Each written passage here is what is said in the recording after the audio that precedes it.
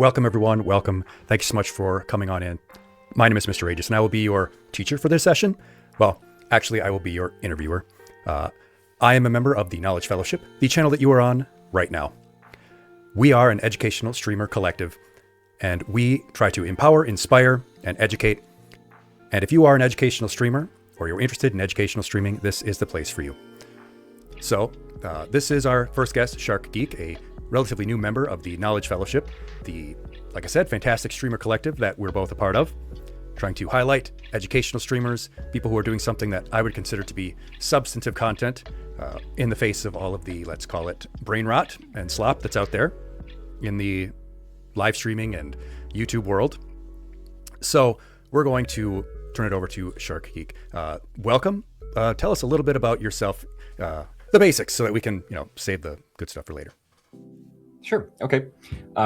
My background is in video game development. I've also done various app development. I even worked at a brewery for a while, kind of all over the place. But I am a science communicator these days. I do not have an academic background at all, though. I'm just a really nerdy guy who knows a lot of things about the ocean, specifically sharks. And I decided a few years ago to start trying to use that knowledge for getting more awareness around the struggles that the ocean faces in terms of conservation and protecting sharks specifically, because that's the thing I know the most about. And just trying to use social media and now Twitch to do more outreach and advocacy for them. That is a fantastic, very interesting pathway to doing this. Tell me a bit about the transition first from what it looks like here says former game industry gray box tester. Some people might not know what the hell that means. So tell us about that. So a lot of people get into video game development through quality assurance. So I joined Gearbox Software as a tester right smack in the middle of the development cycle for Borderlands 2, which was interesting and exciting. I already knew a couple of people working there, so it kind of felt like home. I lived in Dallas where they were based, which was nice. I didn't have to move across the country. And eventually, I helped them create a new department of gray box testers, which is instead of just a entry-level tester is somebody who is playing the game, looking for bugs, reporting those bugs, giving detailed steps on how to reproduce them, and sending them off to the appropriate department to fix it, and then tracking the life cycle of that bug until it is confirmed to be fixed. A gray box tester is somebody who's actually in the game engine, in the tools, and we were testing the tools. So like new tools would be developed, and we would go and make sure that that tool is not going to create a bunch of bugs, so that the whole QA department's not tied up fixing a bunch of instances of the same issue, which we could have saved all that time and prevented it by finding the bug that was in the tool in the first place. Okay, so start off in gaming world, and a thing that would be, I think, interesting to a lot of people to do. So why did you change? Why did you leave that? So at the time, I was dating somebody for a very long time who her mother had Alzheimer's, and she needed to move to the middle of nowhere, Central Texas, to take care of her parents. And I just didn't feel like that career was going anywhere. And, it's fun, but it is a struggle, man. That industry is very, very competitive. And it did not pay very well.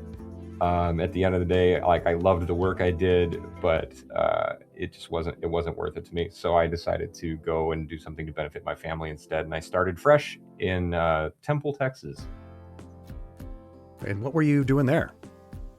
I was a full-time caregiver for her mother, actually, for two years. And then when we ultimately decided that we needed professional care for her, there was no tech work in this town at all. So I went and worked for a brewery. There's a restaurant. I've a hobby of mine is brewing beer. So I was like, maybe I can do something with that, And so BJ's Brew House is a restaurant chain. And whenever they move into a new state, they will open up a new brewery to supply all the beer to their restaurants in that state. So they had just opened the Texas brewery, and it was in that town. So again, I picked the thing that just happened to be in my town.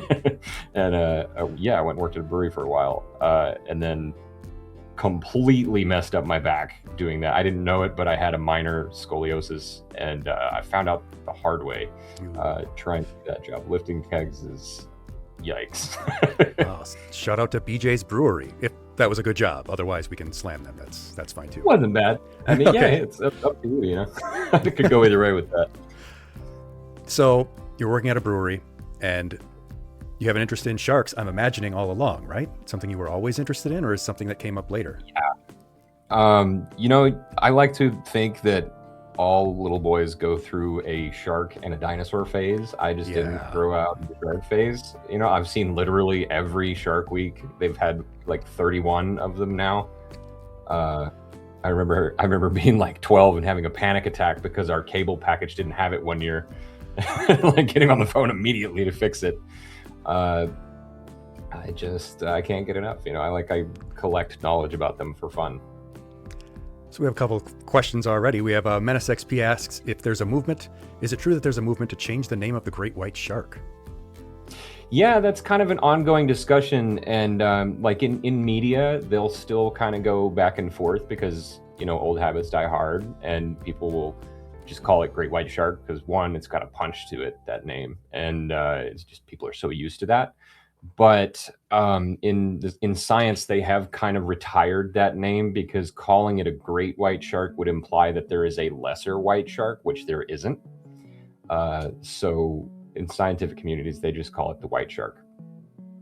Dang. I mean, yeah, it does imply that there's a lesser white shark, but now the great white shark's like, what? I'm not great. I'm not great top anymore now, yeah. Right? Megaflower Zero did not grow out of their dinosaur phase, and I mean, I guess really, I mean, sharks and dinosaurs, not really two separate things, right? Like, they are about the same age, if I'm not. They've been around a long time. Yeah, sharks predate trees, if you can believe that. It's pretty crazy stuff. Yeah, so you're into sharks. You are starting to get into, at least your desire to communicate about sharks. How did you go from being someone interested in sharks to telling people about sharks via the magic of the internet? So actually back in like 2013, I didn't know that I had like an above average knowledge of sharks. You know, I just thought this was like common knowledge, you know, oh, everybody watches Shark Week, everybody knows all this stuff. And this is while I was still working at Gearbox. I'm watching it, and this great white comes on the screen, and she's got a broken caudal fin, and I recognized her. And I was like, oh, that's so-and-so, you know. And the girl I was dating at the time walks through the room and goes, you knew the name the scientist had given that shark just based on like some markings on its body? I was like, yeah, doesn't everybody? She goes, no, why don't you do something with that? And I was like, oh yeah, I never really thought about it that way. So you know, I kept my head down. I'm focusing on other things, and then eventually I had always told myself, like when I was young, when I was a little kid, like I want to grow up and be a marine biologist. And my mother would tell me, like, you know, you're gonna have to swim with, you know, you're gonna have to go like scuba dive and get in the ocean. I was like, oh well, guess we're not doing that. You know, I was absolutely terrified of any water I couldn't see the bottom in. And I remember we went, when I was 13, we went to Cozumel, and I had won a limbo contest. So our prize was to ride on a banana boat. I know, like a young kid playing, it seems like cheating, doesn't it? But like, so I'm on this banana boat, and the way these things work is if they turn, you have to lean the opposite direction because it's going to flip and it'll throw you off. And it threw me off, and I don't know what kind of species it was too long ago, but some small, I presume, reef shark brushed up against my foot, and you feel that textbook sandpaper texture. And I had that something touched me moment, and I was done with murky or deep water where even lakes where I can't see the bottom, not doing it. Didn't do anything with that again until I was 27 in 2016 or 17. And I saw a documentary called Shark Water that really brought a lot of attention to how bad the overfishing of sharks is, specifically for shark fin soup and the issue of shark finning. And I was like, okay, I've already figured out that like I do have a lot of information about them I've collected. I'm I want to do something with this. I was like, but I am going to have to overcome this fear. So first things first, I met with some people that lived in this part of Central Texas I was in, and there were some folks near Fort Hood that actually had a scuba school going in this lake that had surprisingly good visibility because it's all limestone bed there.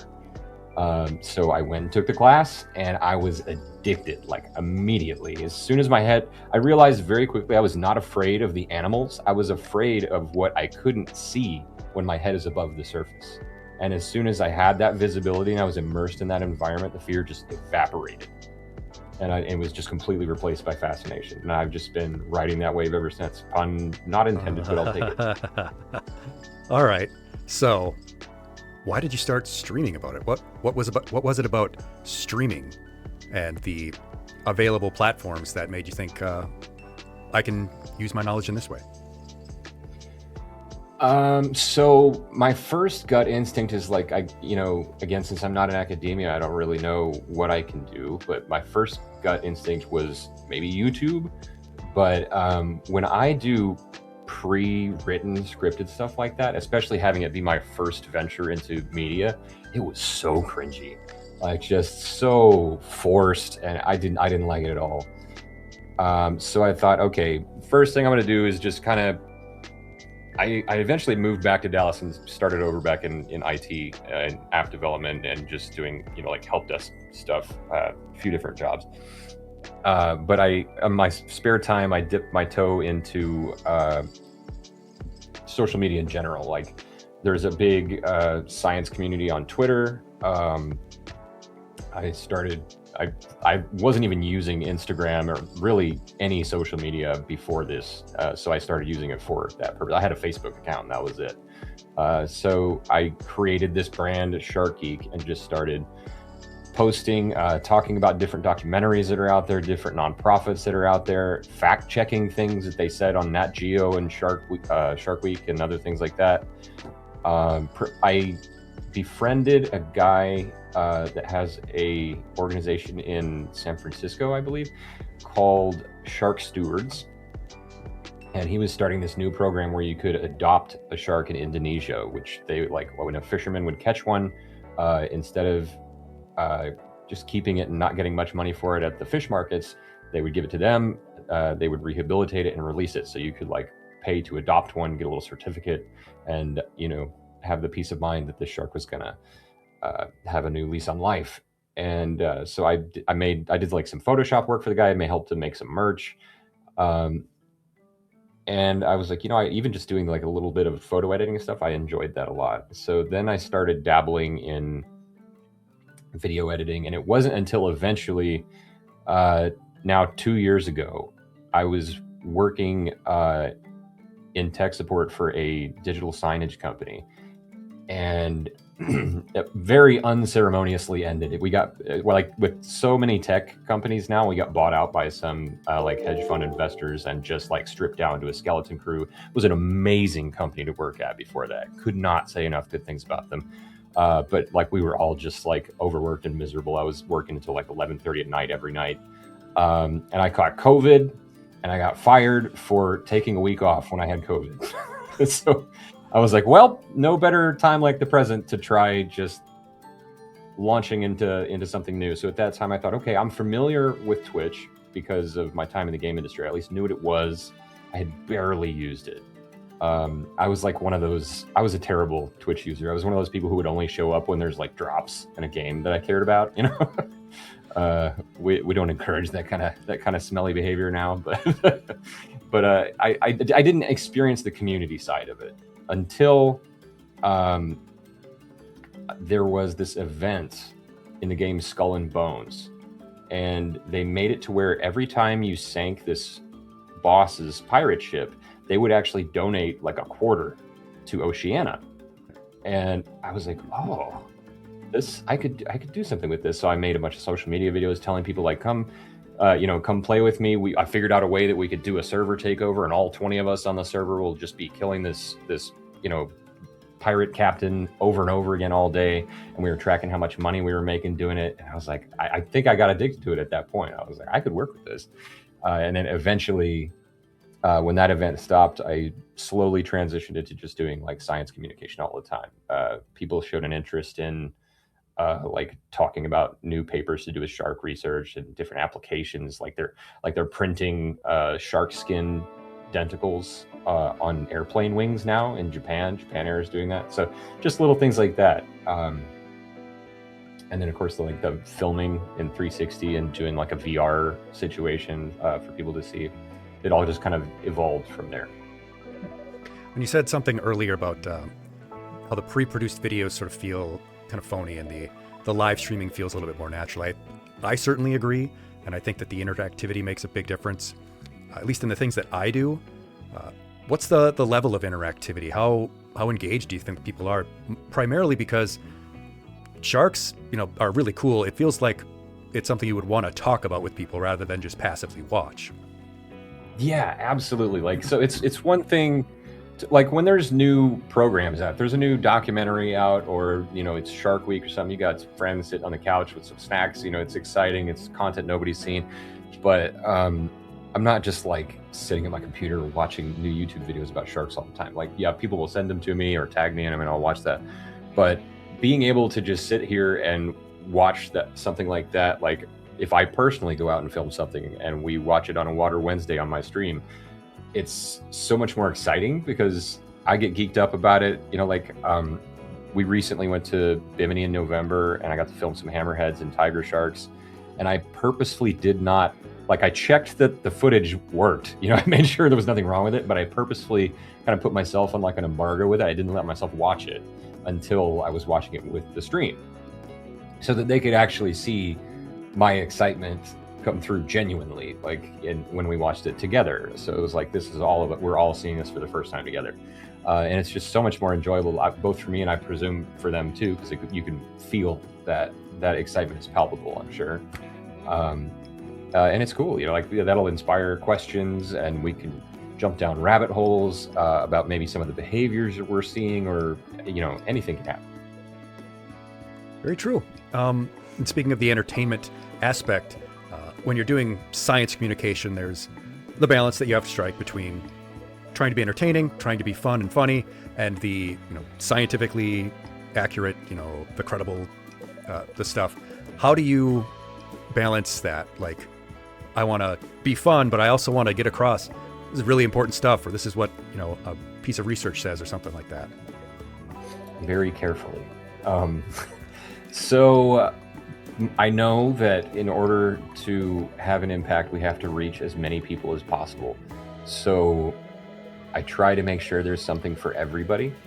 And I cast as wide a net as I can. Again, pun not intended, but it works. So I regiment things out on like a daily schedule, which actually is changing this year. So what I was originally doing is I'm also a metal musician as a hobby, and so like Tuesdays would just be we call it Tooth Day, and we'll do educational streams, maybe reading about a scientific paper or some new discovery, whatever might be going on in the world of either shark science or ocean conservation in general, with a heavy focus on sharks. Like maybe a new extinct species was discovered. We've had a few of those. And then Wednesdays I call Water Wednesday, and that's when we'll show off either drone footage of sharks or other aquatic animals that I've captured, or 360 dive videos that I've filmed. And if we didn't have anything new like that to watch, or we had watched the same one over and over again a few times, I've done some stuff where we'll take a collection of viral videos and actually react to them in real time and talk about them, say oh no, this one's fake, that's AI, or here's this behavior you saw here, or here's this negative interaction somebody had with a shark and how it could have been avoided. So just trying to bring it all back to an educational purpose. And then Thursdays, I still do this. I write educational metal songs about shark hunting behaviors. I've only got one out on Spotify at the moment. I'm working on 2 more right now, but I've got the lyrics for 7 written.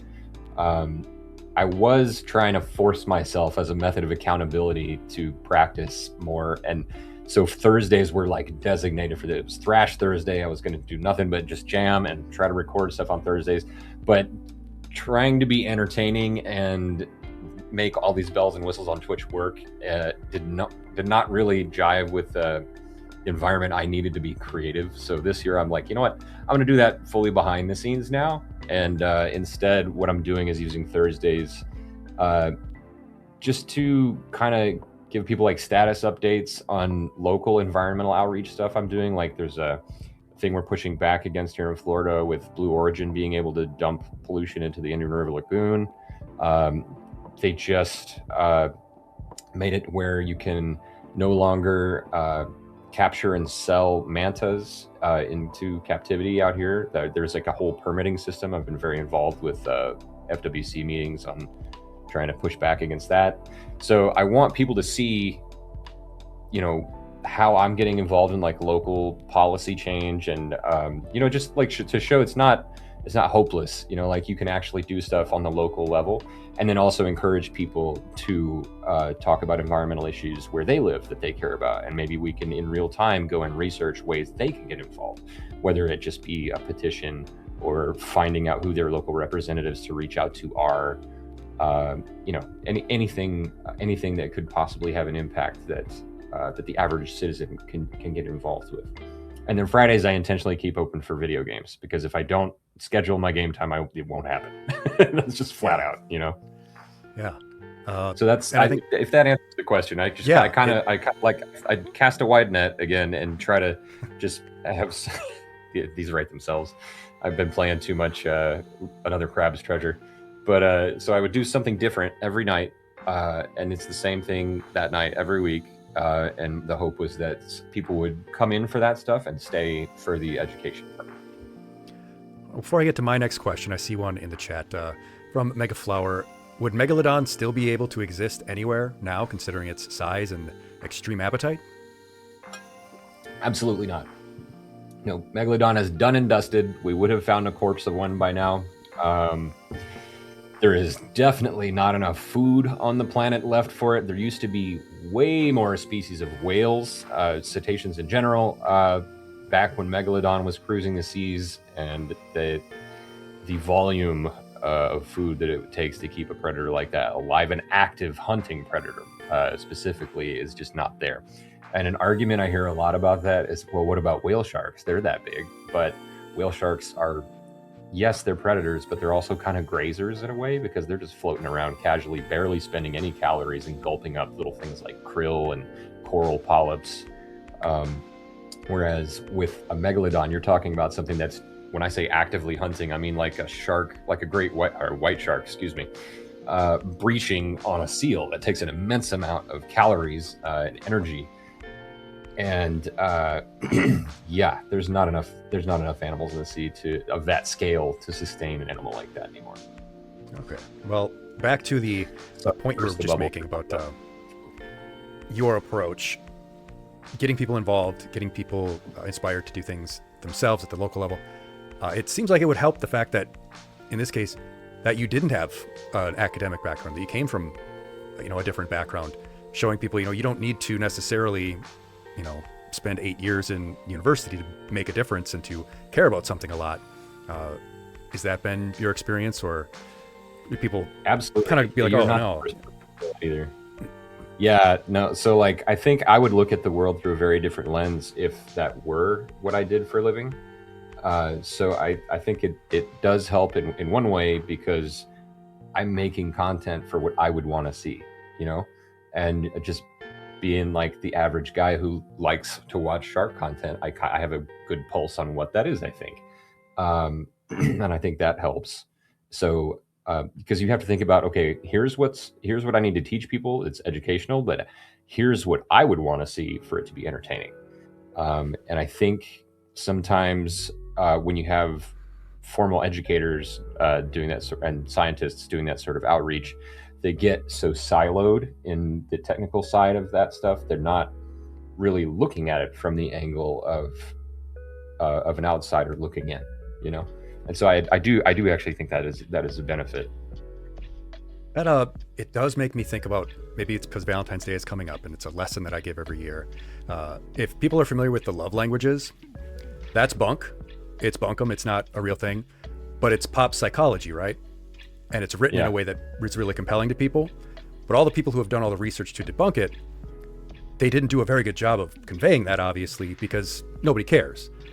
They see the junk science that is written compellingly because it's by someone who doesn't have a background. A guy who doesn't have any relationship psychology background, no psych background, came up with this fun-sounding idea and wrote about it. And the study I was telling people about in my stream about it, the authors said, we need to be able to speak science in the language of people that we're trying to reach, rather than, in the academic language, which is important, but you need also people who are doing it you need to meet people where they are, basically. Mm-hmm. So that certainly jives. Yeah, and so like that's something where like I would rather I go and read a paper about hydrodynamics of shark skin and have myself spend 30 minutes to an hour Googling what all these terms mean, and then just tell somebody, the way I would want it explained to me. And that I think that's a lot better than just, oh, well, there's, blah, blah, blah, technical terms, and have everything just be like way over people's head, because I know the way I need it explained to myself, and it makes it that much easier to go and do that research on the fly and then bring it up on the stream later and be like, oh, now I can just say it in layman's terms. We don't have to, I'll just scan through it and be like, oh, this means that, because I just had to look that up like right before this, It starts to flow naturally. Yes. Nobody can be an expert on everything. It's helpful to have other people kind of be that filter to filter the good information to you, so that I don't have to spend a lot of time on it, because I don't know anything about sharks. So I could learn a lot by having someone who is knowledgeable communicate that to me in a way that I understand at my level. Talking about bringing other people in, you did mention earlier that you've worked with a few other people before in the educational world. Tell me about that process, things that you've done with other people, collaborations, guests that you've had on. Yeah, so I've done a few collaborations. This is something I want to get way more into this year. It was just after TwitchCon, I started bringing in some folks. There's a YouTuber, Christian Parton. He's got this YouTube channel called Shark Bites. He's a friend of mine. He's been very kind to let me just kind of pick his brain via email from time to time when I have questions about things, and make sure I'm not telling people misinformation, because I've cooked up for years now an idea for like a nonprofit or what would it even do. I'm still figuring that out. But so I had talked to him, and he agreed that if we did ever actually do that, he'd be fine to sit on the board, and he'd let me keep myself honest when it comes to this stuff. So, but his YouTube channel is fascinating, and he's been absolutely killing it the past few years. So much so that they actually invited him on Shark Week, and he did an episode this past summer. So we had him on the stream as one of my first guests to talk about what he does, talk about what his experience was like on Discovery Channel, and just plug his content or any studies he's working on, stuff like that. I also had my very first one was a cinematographer who had a heavy role in getting me interested in this stuff. It's a guy named David Diley. He has a movie that I think is on Amazon. It's called Of Shark and Man. And his story paralleled mine so much that it was kind of spooky, and we've bonded over that. He too actually used to be a metal musician. They were in a touring band, and he too worked in tech and hated his job and dreamed of a day that he could just walk out and go make movies about sharks. So I read the synopsis of this movie, and I was like, yeah, well, that's happening. So I watched this movie, and that obviously had a heavy impact on me, because I was cooking up ways I could do something similar to that. So yeah, we had him on as my first interview guest, and that was fascinating to learn about his journey of getting into that. And then I wanted to start bringing in more people. So since then, I've done a couple collaborations with nonprofits like Starlight. I met them at TwitchCon. They were really cool. And I did one with they changed their name. I've got to double check. It was Humane World for Animals, right? Humane Society. It's basically who it is, but it's Humane World for Animals now. I got to keep myself honest. Um, and now I'm currently working on setting one up for Sharks for Kids, which is a really cool org that, as the name implies, they go to classrooms and teach people about shark ecology, their place in the ecosystem, their biology, their behavior. I really, really like those guys. It's run by they're kind of like a shark power couple.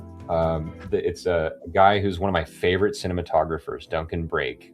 I ran into them when I was filming the Hammerheads in November in Bimini, because that's where they're based. And so I set up a meet with his wife, and I was totally geeking out. I come up to Duncan and I'm like, "Hey man, can I get a picture with you? I've been watching your stuff since I was a kid." And so the next day I meet his wife, and she's actually a scientist there at the Bimini Shark Lab. And we talked about sometime probably next month. I think we're gonna have them hop in and do the same kind of thing. Like, what do you guys do? How did it start? What are some of the things your organization does, and when people donate money, how does that get used? And just kind of let them plug anything there and that they're working on, and maybe do a fundraiser for it that stream. So that's something I want to start doing a lot more of, partnering with nonprofits for people that are having a good impact like that. Oh, so, and I did one with Paul Gelder as well. He's a Shark Week personality and a friend of mine. So class, make sure you note that time down. If you're not already following Sharky, make sure you're noting that down so you can be there for that event. You talked about the ability to raise money for things. In my experience thus far, Twitch is a really great platform for that, and a lot of streamers are into that, and it seems like a really conducive environment, and makes people feel like they can do something because, hey, people that I find fun and interesting are doing this. It's not just this boring academic absolutely. A lot of science communication feels that way. It's very stolid, stodgy, and promotional things feel very plastic and insincere. So with that said, I'll go to something a little bit more fun to talk about. You kept talking about metal and sharks, and I need to ask, what would a Shark's favorite metal band be? Anything thrash. Thrash metal. Maybe Bite Force. That's just me, though. The band. A Shark's favorite metal band. If I had to just pick one out of the air. Gosh. Oh, actually, you know what? There's. Give me a second to Google one. I know exactly the answer for this. But I can't remember the name right now. It was one that caught me off guard. But they actually did something on Shark Week. You might be surprised to learn this, but there's a scientist, Tom Hurd. His nickname is the Blowfish, they call him. He's actually a metal bassist, and he found out that when they use not a hydrophone but an underwater speaker, and they played metal music through it, the drums of metal music actually attracted great white sharks because it mimics the pops and clicks of like an injured sea lion, an injured pinniped, that their bones would make if they had like a broken limb or something. So turns out sharks like metal. I was going to make the joke, Lamb of Cod might work as one of, That's a good one. Let's see, what was the band that they used? I may not be able to find the exact one. Anyway, it was some heavy metal band. I'll never remember what it was unless I went and actually found it. You'll remember it immediately after the stream ends, I'm sure. Yeah, that's how it works. In the shower, that's how it works. Yep.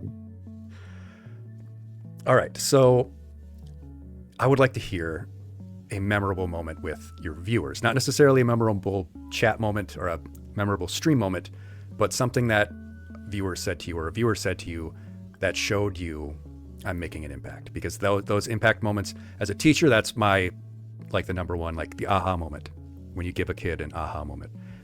Has there been something like that where you know that you've reached someone, or they've developed that interest, or they've decided that they're gonna donate or get involved in maybe education in some way? Yeah, all the time actually, and it's For me, so like we'll be talking about something, and there's a lot of interesting shark facts out there. In fact, I've been working on like a series of Instagram reels where we just list one And I'm going to and ask talk you about about it. shark fun facts for sure. Don't worry about that. We're going to get some from you. We got tons. I got a spreadsheet of like 77 and growing.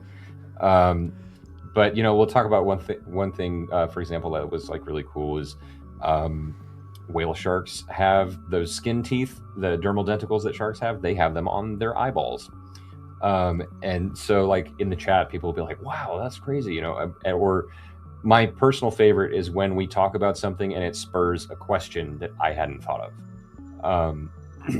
When we get to learn something together like that, that shows me not only did we pique the curiosity of somebody in chat, and share with them that fascination that I have, that I'm trying to share with others, and show them that these animals are not just terrifying or like menacing, but actually really cool and interesting. But I get to learn something about them as well. Like oftentimes we found out stuff that I didn't even know was a thing. And that's the ideal scenario, right? When we all get to learn something together. Yeah. Speaking of learning things, since it's been a good number of years since you started, what's the biggest change in shark science from the time that you started to now? Like, what's the kind of the biggest earth-shattering discovery or change in shark science, marine biology?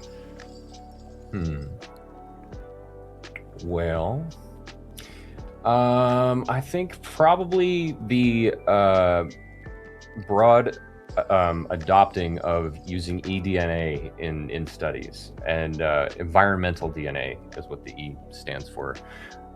They do some really interesting stuff with that, where they might even just collect samples of water from a specific area.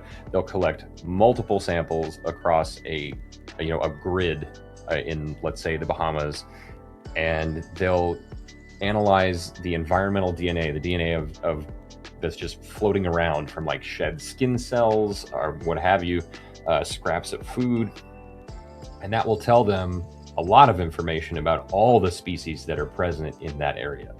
So they can tell, we saw hammerhead DNA in B3 on this grid, but we didn't see it over here. So now they have a clear pattern of habitat use of different species, but also what prey items are available, what those things are eating, like kind of a snapshot of the whole food web.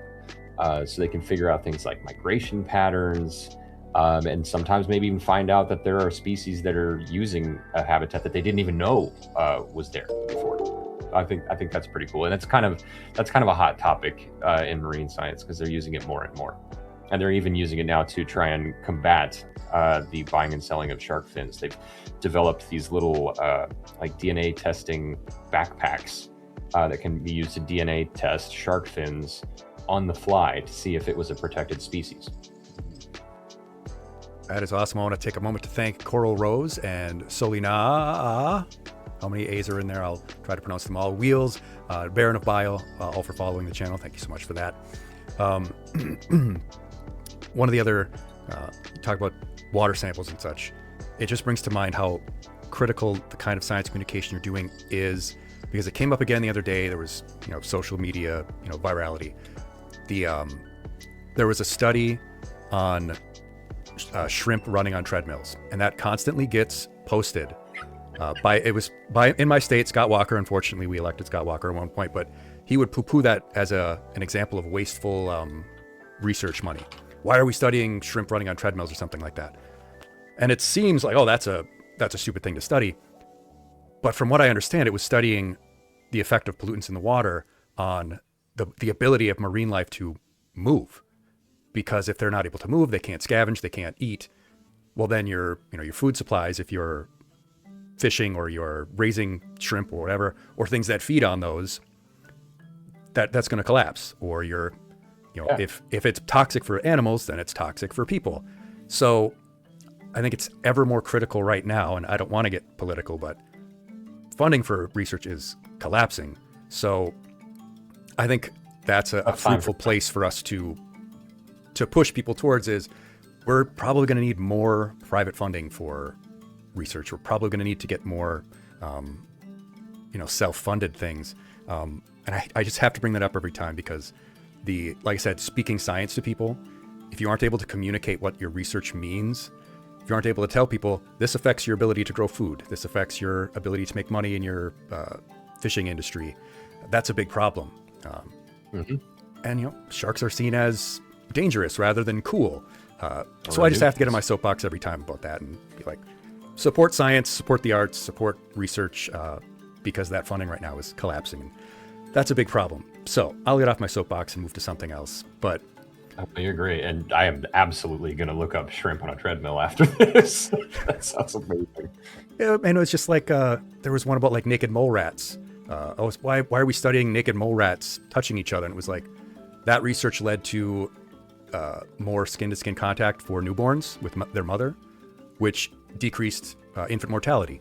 That's a direct, important, valuable contribution of research that was denigrated because people didn't understand. It wasn't communicated well. And we need more people like yourself, like a lot of the other members of the TKF, who are speaking science to people. So very cool stuff.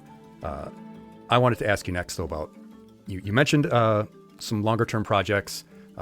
What's the big goal you have for your channel, though? What's the big sort of long-term arc for the Shark Geek channel? Eventually, I would like to start a nonprofit. And I don't know if it would be how it would be best to do it. I don't know exactly what it is that we will do with the money we earn. So that's the big question. But I know that it would either be something to do with changing legislation around sharks, so something like a earth justice kind of situation, or coral restoration. Because the whole reason I started putting myself out there to educate people about sharks is because nobody wants to protect anything they're afraid of, and people are terrified of sharks. And they need our help. We're wiping them out. We're killing 100 million sharks a year, so much faster than they can regenerate, because people just think they can reproduce as quickly as like bony fish can, which is absolutely not the case. We need them around to have reefs. If you lose sharks, you lose coral reefs, and we lose coral reefs, we lose one of the biggest sources of food and breathable air we have on this planet. So I'm always telling people, save sharks to save the reefs and save us. But now we're at a point where coral has kind of passed the urgency level of shark conservation. Here in Florida, they just declared late last year the main reef building corals, the Acropora corals, or staghorn and elkhorn, functionally extinct. They're just gone. And I mean, this is ecosystem degradation that we're seeing in real time. I go out on a reef and I don't see anything like that. It's just rock mounds, no reef structure to speak of. So I'm not sure how we're going to do it. I'm not sure what direction it's going to end up taking, because, maybe if I worked in, aquaculture, that would be more of a no-brainer. I'd be able to say that. But right now I'm in a phase of networking with people that do work in fields like that to see what we can do. And someday I would like to very much take a direct approach to being able to support those kinds of efforts. So that's at least what's on my radar. And yeah, that's pretty much it. Coral is pretty awesome, and some of the few things that I know about, I mean, it being used in humans as transplant material, is that true? Yeah, they have done that before. And also chemicals found in corals are used for some pharmaceuticals as well. Very cool. Yeah, and the predators as a part of the ecosystem is you're exactly right. People they don't want to protect the predators because they're afraid of them. I mean, I can only relate to what I have here in Wisconsin. We don't have any sharks. We have wolves, and they are not protected well. And yet when they're reintroduced in areas where they've been depleted, everything gets better. We had a huge problem with CWD, this chronic wasting disease among deer, because the herds were not kept, at the level they're supposed to be. So you either introduce wolves and protect them, or you have to have more hunting, in which case, I would prefer not to do that. But the predators are a part of this necessary ecosystem. But then again, Yeah, so are it's true. coral. Like that's the environment that a lot of these creatures are living in. So hard to prioritize for sure, but either of those are incredibly important things to be protecting. Yeah, it's really interesting because like when you're looking at sharks, so they have that aspect of it where the fish they're going after not exclusively the sick and the weak, but obviously there's going to be more of a penchant to being successful in hunting the sick and the weak. So they're keeping diseases from being able to spread unchecked by hunting and consuming the sick and weak fish. But there's even more of like a direct impact they have on reefs being able to thrive. And this is gross, but like shark poop literally feeds coral reefs. Their droppings are rich in nitrogen. The coral polyps break it down, and then that nitrogen literally feeds the algae that lives inside the coral, which produces it synthesizes sunlight through photosynthesis to create food for the animal that it's living inside of in the coral. It's a really interesting symbiosis. So yeah, the sharks will have even like a more direct relationship with that because their droppings alone are actually literally feeding the reef. You cannot just pluck one string out of the tapestry for sure. Right. Speaking of tapestry, something that I like to ask people is, you're in a specific area of educational content, this marine content. Are there other types of educational streamers that you might have an unexpected synergy with or bring on? I bring it up as I had a computer science VTuber on my channel because I was talking about exergaming. I know a lot about physical activity and fitness and health as a health teacher. That was a way to bring two very different things together. They're a computer science lecturer, I'm a health teacher. We came together, she was able to talk about the tech side, I talked about the health side. Maybe we can brainstorm that right now for you in terms of like other types of educational content that can be brought in to get people more interested in shark ecology from other areas. I mean, there are people interested in climatology. I think there is someone in the group who has something to do with I'm going to forget the name, the Ocean Cleanup Project, where they bring those huge trawlers out, whatever, and clean up garbage. But yeah, are there other types of educational streamers that would be cool to work with, do you think? Absolutely. And so you just gave me an interesting idea, and I'll get to that in a sec, but I've already had one example that was really interesting. It was on Halloween, of all things. I was in costume. I was dressed up as Ozzy Osbourne, and I was doing like an actual like Ozzy tribute that night with like a stage backdrop and all this stuff. And I was grabbing my camera and moving myself around like I'm running on the stage. And so I was at the end of the stream, I was just knocking on all my friends' streams, just pop in and do like funny hello, trick or treat, and get out. And at the end of the night, I knocked on Cyan's stream's door, and he let me in. And we had a lovely conversation that had nothing to do with Ozzy or metal music. We sat there and talked about, him being a geneticist. We talked about coral selective breeding in labs to increase its heat resistance, and whether or not we felt that was an effective tool to be used for coral restoration for the ones that are going extinct here in Florida. And that ended up being fascinating. I think it was like an hour. We just sat there and riffed on coral selective breeding, and that was really, really cool. So yeah, from a genetic standpoint, like being able to use that knowledge to brainstorm things that could be done for coral restoration was really cool.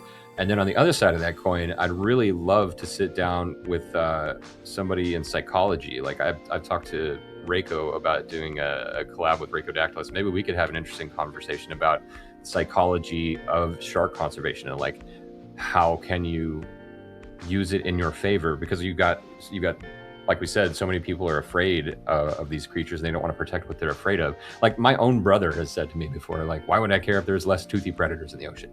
And I'm like, well, do you like breathing? Do you like air? Thank a shark. Yeah. But maybe there's probably definitely better ways to approach that discussion. And I would love to have a conversation with somebody who's an expert in psychology to maybe brainstorm some different approaches for that sort of thing. I think that could be really beneficial. Yeah, as you said at the very beginning, everybody goes through a phase where they love dinosaurs. And yeah, I mean, why not, try to make sure that, people don't lose that fascination. I mean, I guess, yeah, we don't actually have to worry about dinosaurs, but almost no one has to worry about sharks either. Your risk of being, bitten by a shark is, what was it, lower than the chance of being struck by lightning twice or something like that. So you really don't need to be afraid. Yeah. I would, have a better chance of winning a lottery, which, but let's talk about then the sort of natural things. Let's talk about opportunities. Let's talk about challenges. What was the biggest challenge as an educational streamer and how you were able to navigate that? I think the biggest challenge I face is, well, it was probably two things. And I think a lot of people deal with this too, is just your self-image and like self-doubt and that putting yourself out there, like imposter syndrome that comes with like especially when you're starting streaming, and you're streaming to the void, as they say. That's very intimidating, and it's hard to keep at it and keep battering, the system and just doing it anyway, and learning and growing. But one of the biggest challenges for me, honestly, was getting into social media. I'm not a social media guy, and I absolutely loathe doing it, but Twitch discovery is hard, and everybody knows that. It's like we don't have an easy way to find new people other than just networking and finding other streamers who have similar content and networking with those people, rating people. So there's this immense pressure to make more social media content constantly, make more reels, make more TikToks, and put it out there. So I go to sleep at night thinking, crap, I didn't make a video today. Nobody's gonna come watch my stream. What do I do? So there's a lot of pressure with that. But I think it gets easier over time. It's just one of those things that you gotta get into the habit of it, and you get better and faster at it over time. And eventually your passion becomes palpable through that content. If you actually care about the stuff you're making, even with short form content like that, people will notice and be intrigued by it. Solina does say that they want to go cage diving with them at some point. So I think it's a good time to actually play a little clip. So let's move to the clip.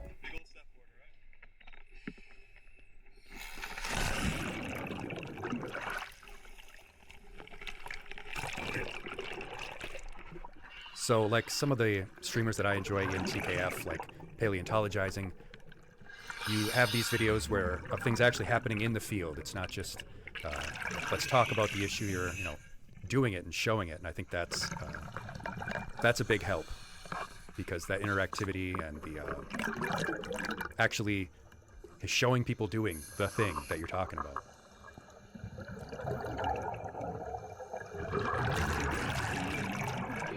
And yeah, once you get your vision there and you can actually see it and you're not having to worry about what's on the bottom, it just feels like a different world, I imagine. So when you're standing in the boat, and I tell people this all the time, before I dive, I still get nervous. I don't know what's going on until I'm in the water, really. Sure, I'll see their silhouettes from the boat, but even the night before, I'm always thinking about every little thing that could go wrong. And my friend Paul tells me, well, it just means you're prepared. I was like, well, can I not be prepared? Because it's stressful, man. But yeah, as soon as you have your senses about you, you're underwater, you can see clearly, and you kind of have this sensory deprivation too, where all you're hearing is scuba bubbles and the crackling and popping sounds of little crustaceans that come with a healthy reef. And it's fascinating, man. It makes me literally feel like an astronaut. You're neutrally buoyant, you're controlling your position in the water with air in your vest and weights in your pockets. So you're literally just floating around observing an alien world, and it's so immersive, so interesting that it's hard to still be afraid in that scenario for me. It's so overwhelmingly interesting that I can't really be scared of it anymore. Yeah. If that makes sense. I feel like it does make sense. And since you did, talk about this educational aspect, I have to show the entertainment part here. So we're gonna have to play this right here for everybody. At least a little bit of this. Mr. Science. And I gotta Bring find the an right moment adult that I want. Happy Meal from McDonald's. What? Because there's a Speaking point of here which, in which if y'all live somewhere you're doing your where Hank there's Hill a impression.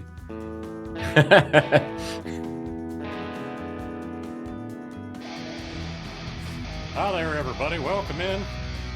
I'll be your guest host for the night, Hank Hill. I work in propane and propane accessories. Well, I'm retired now, but tonight I'll be teaching you all about sharks and shark accessories, if you will. Hold on a sec. Let me put my beer down. That was just water, by the way. A little toasty in here, Mr. Geek. Yeah. So, fascinatingly, I think that worked really well. And you have a great impression. You have a great Hank Hill impression, to be honest with you. Well, it comes naturally with growing up in Texas, I think. Pretty much all of us can do it. All right. So, the thing I like to ask before we get into sort of free form, the end of my sort of bullet pointed questions is, what advice would you give to other content creators who would like to get into talking about science or conservation education, who may not have, like you weren't in a formal background? What would be your biggest piece of advice to them? Probably two things. One, just do it.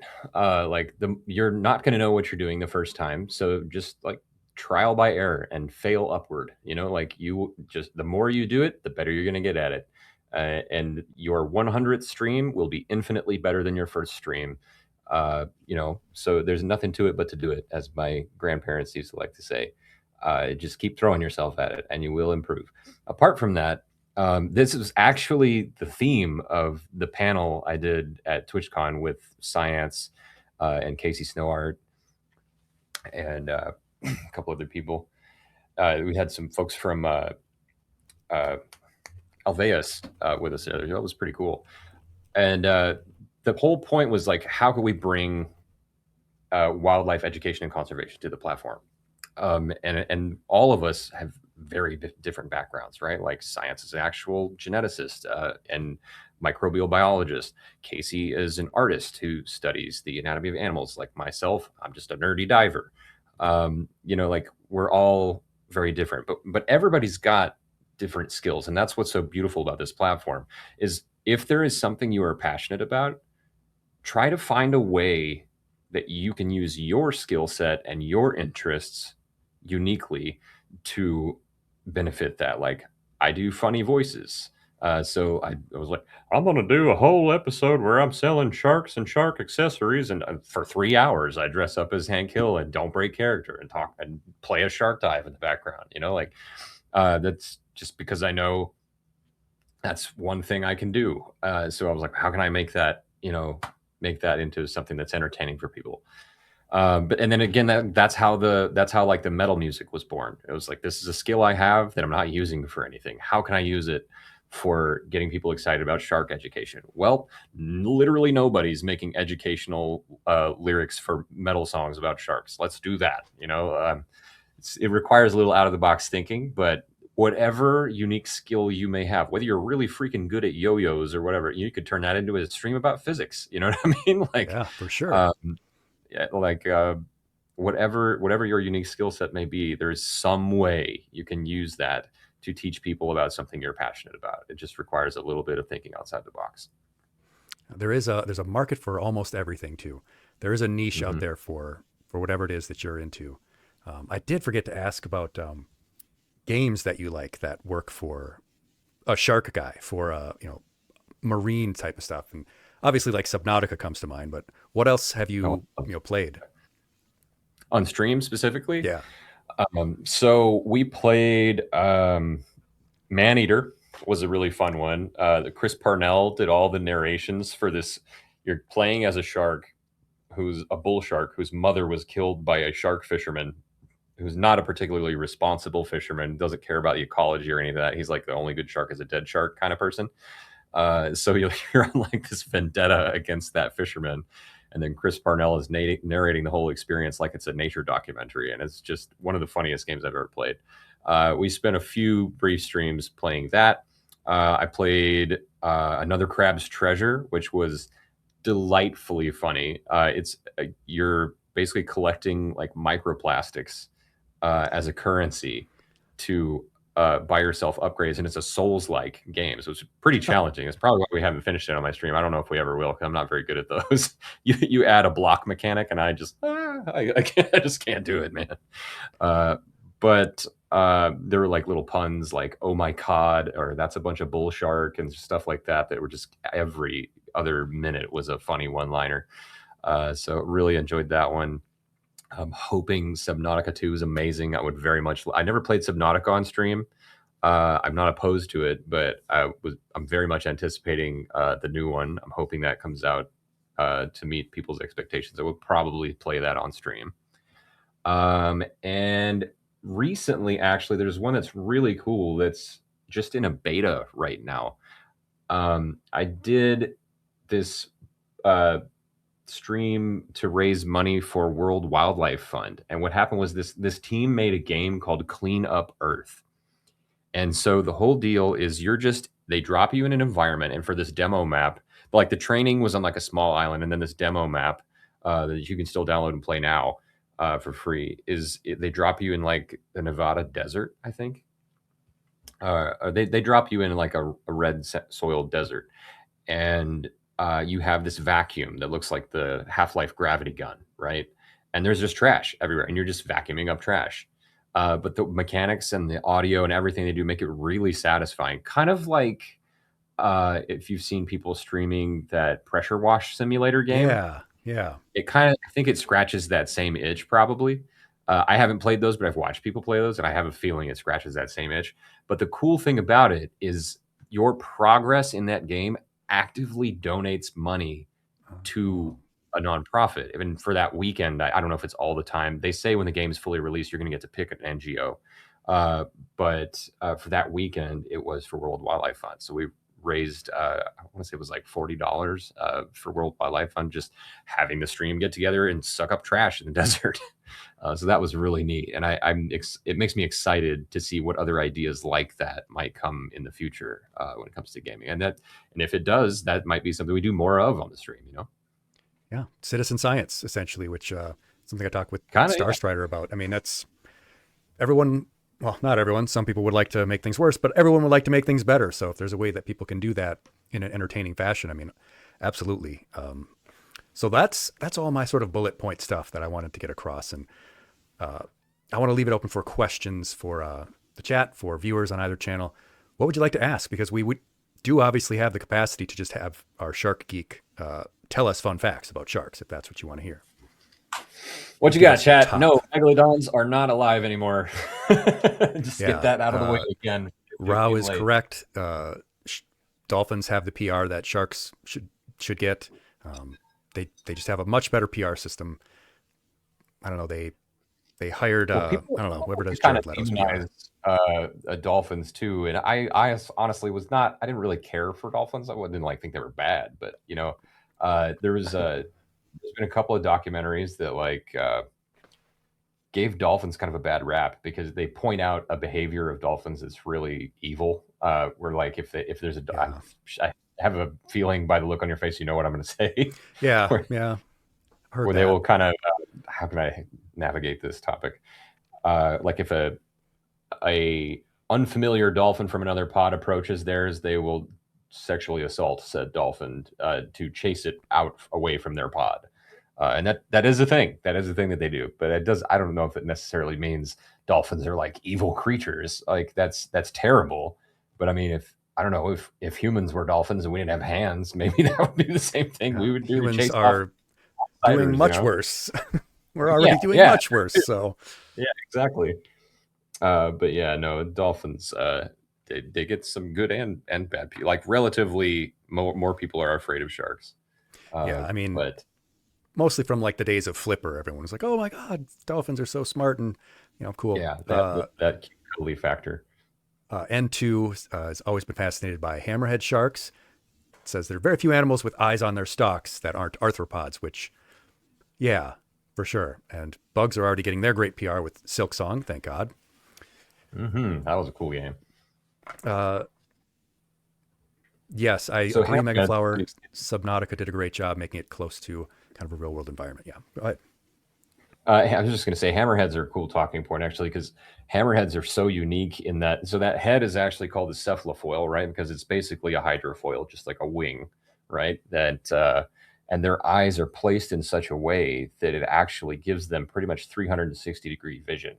They do have a blind spot about like a foot or two right in front, of their face, but the way they swim and sway their head in a back and forth motion ends up compensating for that. So they can effectively see all around them, which I just think is one of the coolest things I've heard of in nature. I mean, like, I think like spiders can do that too, and a few other animals, but like in terms of the aquatic world, that's pretty rare, you know? It's almost like they're like a living 360 camera. You got the two lenses on either side of the device like that. Yes, Eric Avara. Very easy to moralize the behavior of animals, which we anthropomorphize everything because that's human nature. Um, and two, you ask if they have better eyes than if they have better eyes as well, or if they're just like regular eyes that have better placement. I'm guessing. So that's an interesting topic. So like in some ways, let's take great white shark eyes for example. In some ways, great White white sharks. shark eyes are yes, oh yes, thank you. I fall in and out of that all the time. So white shark eyes are in ways better than ours, and in some ways much worse than ours. They don't see in color. For one, they don't have the same types of like rods and cones we have, and their eyes are much bigger, but they're designed for a different purpose. They're basically trained upward at a very sharp angle at all times, and they are farsighted, so they see the definition of like a silhouette of a seal or whatever their prey might be from far below, way better than we would be able to see. To the point that like if you or a seal were at the surface looking down, you would not see said predator. Um, but up close, I don't know the correct metaphor here, but basically pound for pound, like compare our vision to theirs. Ours is going to be much more high definition if you're face to face with the animal. We might look like a blurry silhouette to them, whereas we can see everything in very clear definition close up. So their eyes are very different, but purpose built. And I don't know specifically what the quality of hammerhead vision is like. It's because field of view is really like the wow factor with the hammerheads. But I would imagine it's probably pretty similar. I don't know about the whole like their eyes are not like trained up all the time. There's a kind of just looking straight out. But in terms of like the image quality, I'm not really sure how it would compare. It always seems hard to even figure out for science. Like, I have ferrets and I looked up, what's their vision like? And well, they can see certain colors and not certain colors. Like, I can't imagine because we can't conceive of it because we don't know. There was a piece of research that came out where scientists were able to activate certain neurons or something to allow someone to see one of the colors that we can't see. Imagine a color you can't imagine. Imagine a color you can't imagine. How would they even communicate back to the scientists? Like, oh yeah, I saw this color. Can you describe it? No.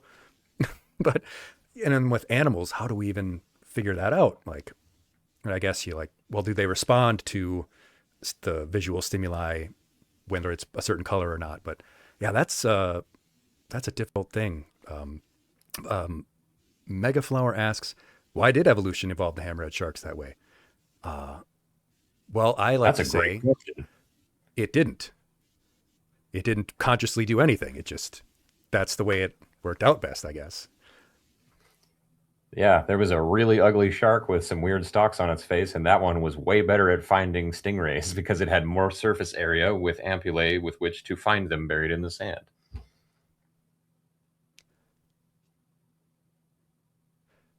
And has the answer, I guess, about the color. It said it was a blue-green based on which cones were activated. I don't know. I mean, it would be super cool to see an ultraviolet and infrared, but I can't imagine it. But then again, sharks have incredible senses other than vision as well. Yeah, they've got. It's interesting because people go back and forth about saying like, oh, they have an extra sense, like they have a sixth or seventh even sense, but it depends on how you define touch. Because you have sharks have incredible senses of smell, and hearing. Sound travels so much better through water than it does through air. So they're able to hear prey sometimes long before they see it. So they might hear maybe a fish has a broken spinal cord, and it's clicking every time it kicks its tail. They might hear that and come investigate the sound before they ever actually smell the fish or see it. And then, of course, when they get really close to something, these different senses are usually used at different ranges. And so, like, you got the electroreception, right, which is the big one of the big wow factors for sharks, is that they've got these little gel filled pores underneath their snout and around the nose. Uh, it's different for different sharks. Like great whites have it all around the snout, whereas some just have it underneath. Like your tiger sharks just have it underneath the front of the nose. And when they get close to something, these things are so sensitive, they can pick up the minute electrical impulses put off by a living creature. So if they feel something stimulate those, it acts as almost like the open the mouth button. They just instinctively start chomping because they know that something edible is in front of them. But then when I say that touch, it's kind of a technicality. That's because of something they have called the lateral line, which even predatory fish have this, like largemouth bass have this. This is a line that literally just runs down the side of the body of the animal. And it's a hollow tube with little pores that go out to the open water. So there's seawater getting inside this tube that runs down the side of the body. And if you look at a great white shark, you can even like see the ridge I'm talking about going all the way from the head down towards the peduncle, which is like the tapered off point right before the tail fin. This hollow tube is basically for picking up vibrations. So if a shark swims right in front of you, you can be almost certain, and unless you've got one of those wetsuits that has like the big rubber pad here that's for reloading your spear, they can probably feel your heart rate, and that's because of this lateral line that runs down the side of their body.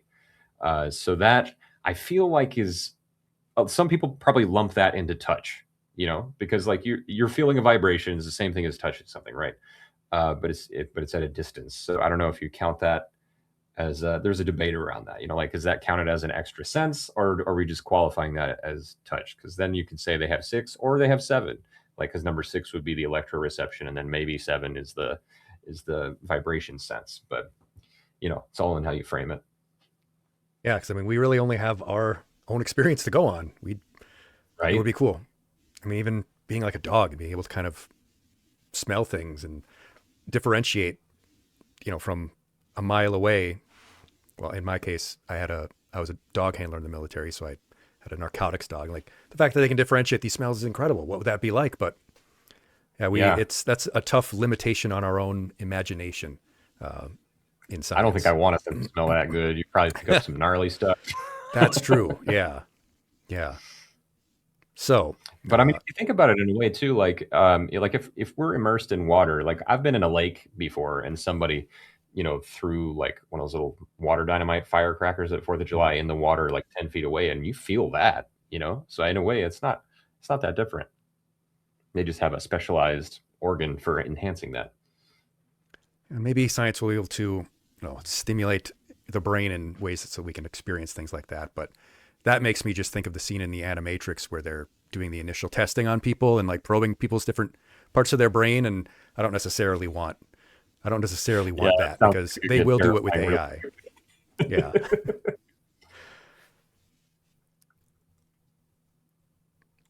Yogurt asked, dream shark diving destination that you haven't been to yet. There's a few of them, actually. The next thing on our radar is my wife, Mita Monkey, and I were talking about going to Mexico to see whale sharks. really, really want to do that. Whale sharks, mantas, because rays are really just flat sharks. You know, if you think about it, it's very similar anatomy. I think they deserve every bit of the same amount of appreciation as sharks do. So whale sharks and manta rays are high on our list. Great whites, obviously, that's getting harder and harder to do. The Mexican government has prohibited diving, the cage diving operations that they were doing at Guadalupe Island because they had a few accidents where some sharks got hurt, got stuck in a cage, and died. So that's been paused indefinitely. So we would have to go to like New Zealand or Australia are kind of hotspots for that. You can do it in South Africa, but the water's really murky, like uncomfortably murky, and you have to do a cage dive. So those are a few that are high on my list.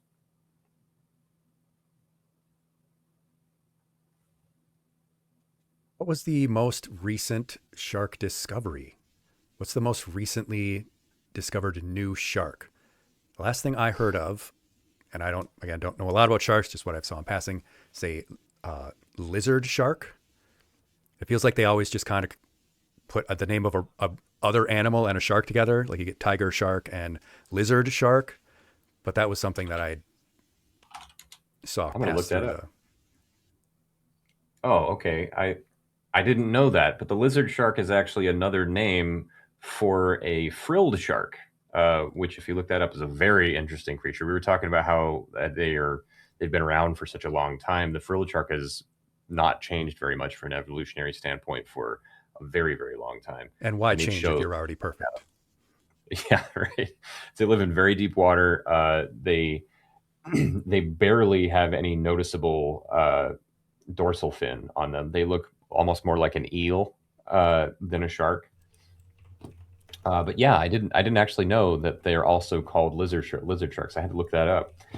In terms of new discoveries, there's extinct ones that are discovered more often than extant living ones. There's actually there's a really interesting fossil bed in a cave called Mammoth Cave in Kentucky, where they last year, it was either late 2024 or early 2025, they discovered a bunch of new species of sharks, one of which actually looks like a hybrid shark and ray. Like it's got these huge lobe-shaped fins. They think, at least. We mostly have like impressions and a few teeth. But I want to say the most recent new species discovery I heard about was either a new species of angel shark down around Australia, or it was for sure. The one I know for sure was there was a new species of bonnethead. There's a subspecies of bonnethead, which is a small type of hammerhead. What is the name of the new bonnethead species? I'm gonna have to look that up too. But basically, this was a situation where they were catching these new species of bonnethead. Sphyrna alleni, which was named after so-and-so Allen, which I think was one of the Microsoft co-founders. It looks just like a bonnethead, which is a silly little hammerhead that's only like 4 feet long. In fact, my derp emote is a bonnethead shark with the mouth turned upside down. They're super cute, but they live in like shallow, murky water. We used to see these all the time in coastal Texas too. But if you look at the newly discovered one, it suddenly becomes apparent that we've seen these things for a long time. We just didn't classify them as a new species. They have like slightly different head shapes. The cephalofoil is a slightly different shape and terminates at a different point on the back of the head. And the shape of the mouth on the new one is a little bit more V-shaped. Once you know those things, it becomes apparent. You're like, oh yeah, okay, this is definitely a distinct species.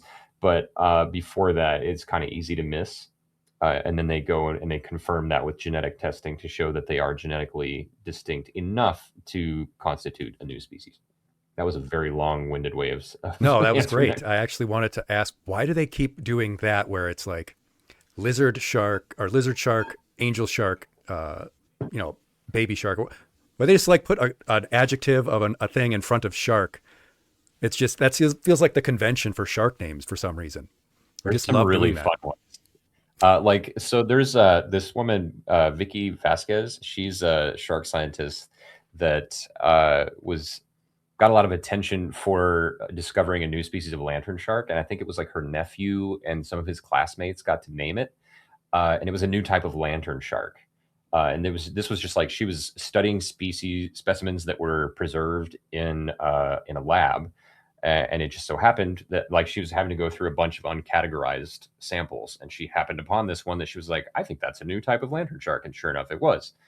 So like the kids, she let those kids name it, and they called it the ninja lantern shark. And I was just like, okay, points for coolest shark species name right there. But there's all kinds of silly ones. Like I think it's called a dumb cat shark is one of the species, and my personal favorite is the lollipop cat shark. That is a real animal. If you look it up, it is one of the cutest things I've ever seen. It's shaped like a big old round lollipop on a stick. It's just got the tail, kind of opens up to this huge round lobe shaped head. It's very bizarre. So yeah, just two lollipop cat shark. This put adjectives in front of shark. Yeah, because Mythical Mira asks, which sharks it belongs to. oh, right. Mythical Mirror asks if there's websites you'd recommend for beginners for data sets or data on sharks. Data on sharks, man. I don't remember the actual like name of the website, but so Princeton Publishing has this pocket guide to sharks of the world. I reference this a lot. I'm such a nerd. I actually noticed a flaw in it once. They misrepresented the pajama shark in here as something else. The pajama shark. Again, Yeah, pajama shark. It's got black and white stripes, like old school pajamas. They're like prison clothes. But they have a website that there's all kinds of illustrations in here of the different species and subspecies and variants. And they have somewhere a website that it was called the Shark Hive. There's a lot of information there, but I was looking for it the other day and I couldn't find it. So to be honest with you, I'm not really sure what would be like the best source for that. Usually for me, it's just a lot of like you start with Wikipedia and then go fact check what that says, basically, is usually the process. Or if, like I'll find it in the book. Usually there's not like a one size fits all source for that information, unfortunately. Yeah, to tie it all back into gaming and Twitch, actually, there's a really fun species that's fun to look up called the Galagadon that is actually named after the game Galaga. This is an extinct relative of the nurse shark, but its tooth, which is all they found of it, looks remarkably like the ship from Galaga, and so they gave it the name after the video game. Yeah, naming things is great unless it's like, if you get to name something, it's great unless it's like a disease or something, because then, Yeah, you don't want to be giving your name to the disease No. that wiped out a species. All right. And Well, pocket sharks. But yeah, that's a cool species. yeah, I'll have to look up Name pocket that sharks for and a cat pocket. sharks and lollipop cat sharks, and just put two adjectives together and Google it, and I'm sure it'll bring up some kind of shark. With over 500 of them, it's a pretty good odd. Yeah. Well, class and viewers, this was fantastic. I had a great time talking with Shark Geek. I hope you all had a good time and learned a little bit and got inspired to not only follow our guests, but to check out the Knowledge Fellowship stream team. That is in my About section, should be in the TKF About section. Like I said, there is always someone streaming something fun, educational, informative in that stream team, whether it is paleontology. You can see people doing active dig sites. You can see people talking about volcanoes. There are volcanologists. There are geologists. There are mathematicians. You can get math help homework from people in the TKF stream team. There are historians, people who play historical video games and talk about the historical accuracy of video games, which people love to listen to, I'm sure. Every kind of niche. Mr. Horologist is a person who studies watchmaking and will repair watches and talk about timekeeping. And I got to tell you, that's one of the most soothing and relaxing things that you can watch. Someone That sounds really cool. doing sort of really fine sort of work like that. So yeah, always someone doing something really cool. If you're into conservation, if you're into science, research, communication, check that out. We are here to help inspire and educate and empower. And if you are out there and you are interested in streaming something educational, if you have a passion for something, whether you are an expert or a beginner, whether you are a teacher or you just have an interest, you should check out our Discord as well, which I'm sure our friend E2 will be linking shortly. And you can become a member of this group. You can apply to become one of our edu streamers, and we will shout you out. And maybe you will be in Shark Geek's seat next time, because we will be doing this series monthly, hopefully every month. And I would love to have you on as a guest and talk to you about your special interest and the thing that you want to teach people about. So with that, I don't have any other questions for you. Thank you so much for being a part and agreeing to spend your time with us on a Saturday night, talking about sharks and conservation. Thank you so much for having me. This has been fun. It was, and I hope to see more of you, and we will see who will take our field trip to